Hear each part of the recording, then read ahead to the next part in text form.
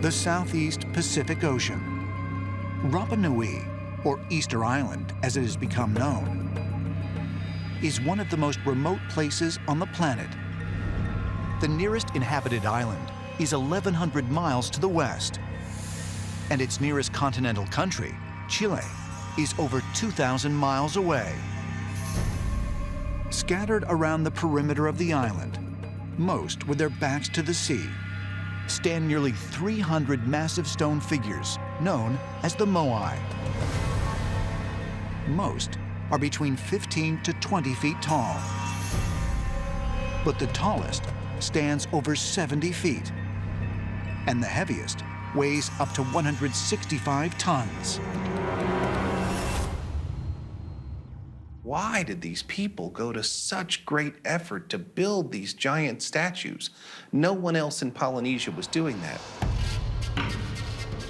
When you talk to the people of Easter Island today, the Rapa Nui people, they say that they were doing them to honor certain important ancestral ariki, or rulers.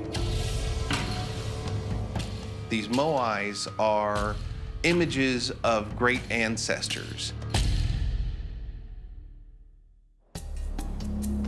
Some ancient astronaut theorists have suggested that the moai may have been erected by a lost race of giants that once inhabited the island. Interestingly, C.F. Barons, a member of the Dutch expedition team that first discovered the island in 1722, described some of the priestly class of inhabitants as Goliaths.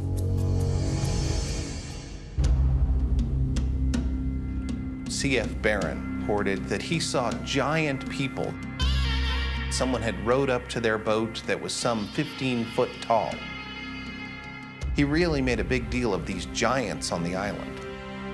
When the first explorers landed on Easter Island, what they found was that there were two types of people there. There were the short ears and the long ears. And the long ears were often described as giants, and they were a different race from the short ears. Presumably, they had these very, very long ears and earlobes. And they were the priestly caste. They were directing the creation and the movement of these statues around the island. They were said to be so tall that each of the crew could walk under the legs of these giants.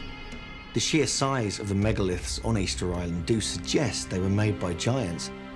There are legends all around the world linked with megalithic sites, which may give some clarity on who and how they actually built these sites.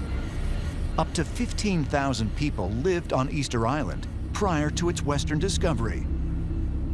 But only 52 years later, explorer James Cook described a site of mass devastation,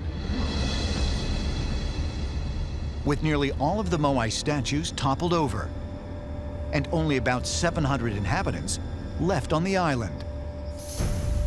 And no mention of giants. Something seems to have happened at Easter Island that decreased the population seriously. And it seems that a number of people either died off, left, or something happened to them.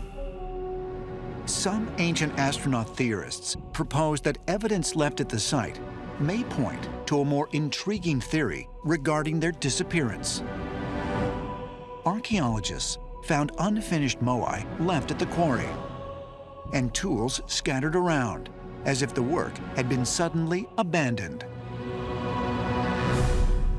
We don't know why they would have stopped this, and even what happened exactly to the priestly caste of giants who was overseeing all of this work.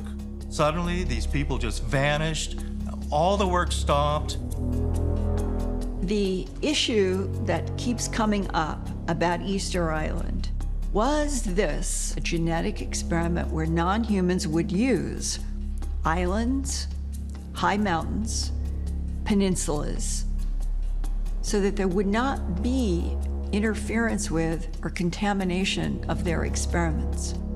Maybe that's why they were transferred out.